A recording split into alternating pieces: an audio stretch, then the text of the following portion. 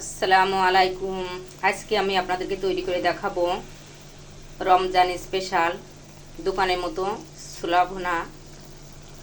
তো আমরা বাসায় যেভাবে ছোলা ভুনা করে থাকি তার চেয়ে দোকানের ছোলা ভুনা খেতে ভীষণ ভালো লাগে। তো আমি সেইভাবে ছোলা ভুনা দেখিয়েছি।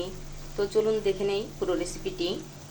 তো ছোলা এইভাবে সিদ্ধ করলে ছোলার রং কালার নষ্ট হবে না। তো প্রথমে আমি ছোলাটা সারা রাত ভিজিয়ে রেখেছিলাম। তো ছোলা সিদ্ধ করার আগে কমপক্ষে 7 থেকে 8 ঘন্টা ভিজিয়ে রাখতে হবে।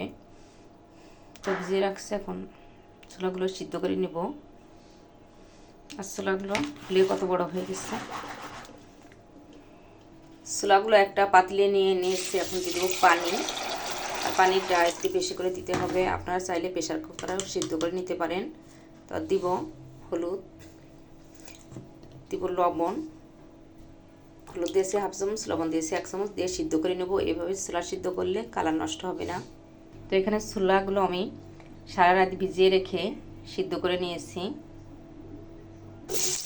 ছোলা ভুনা করার জন্য কড়াইয়ে দিয়ে দেবো পেঁয়াজ কুচি। পেঁয়াজটা ভেজে নিব। দিব দারচিনি, তেজপাতা দিয়ে ভেজে নিব।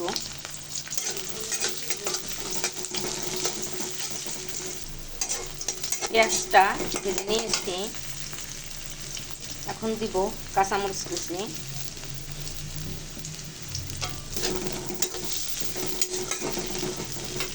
দিব রসুন বাটা 1 চামচ, দিব আদা বাটা হাফ চামচ। তো আপনাদের পরিমাণ মতো, ছোলা পরিমাণ মতো যতটুকু পরিমাণ মতো দিবেন আদা রসুন বাটা।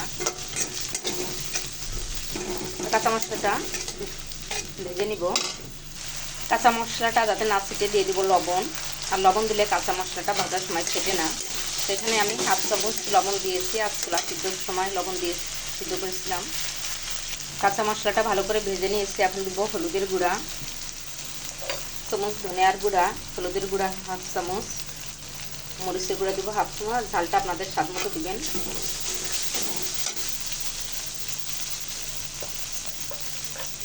ভাজা জিরার গুঁড়া হাফ চামচ। সব দিয়ে ভালো করে কষিয়ে নিব। দিব ভাজা জিরার গুঁড়া হাফ চামচ, দিব টমেটো। সব কিছু দিয়ে ভালো করে কষিয়ে নিব। আর দিব সামান্য পানি দিয়ে ভালো করে কষিয়ে নেব মশলাটা।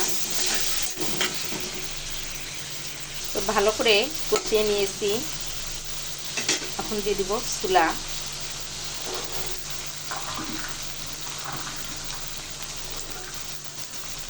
ছোলা দিয়ে নাড়াচাড়া দিয়ে নেব।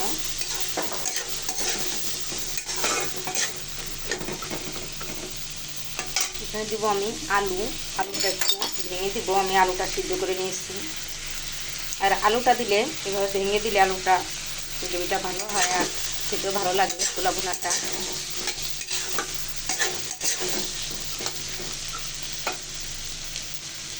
ভালো করে ছোলাটা কষিয়ে নিয়েছি। এখন দিয়ে দিব সামান্য পানিটা দিয়ে ছোলাটা রান্না করে নেব।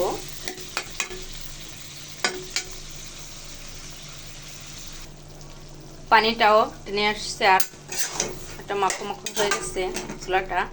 এখন দিয়ে দিব ধনিয়া পাতা কুচি, দিব গরম মশলার গুঁড়া দিয়ে নাড়াচাড়া দিয়ে নামিয়ে নিব। এরকম মাখো মাখো থাকলে মুড়ি দিয়ে মাখিয়ে খেতে ভালো লাগে। তো হয়ে গেল আমার দোকানের মতো ছোলা ভুনা। আর খেতে ভীষণ মজার। তো বাসায় আপনারা ট্রাই করবেন। আর কেমন হলো কমেন্টস করে জানাবেন। আমার রেসিপিটি যদি আপনাদের ভালো লাগে আমার চ্যানেলটি সাবস্ক্রাইব করবেন, ফেসবুক পেজটি ফলো করে লাইক দিয়ে সাথে থাকবেন। সবাই ভালো থাকবেন। নতুন নতুন রেসিপি নিয়ে আবার আপনাদের সামনে হাজির হয়ে যাব। আমাদের জন্য দোয়া করবেন। আল্লাহ হাফেজ।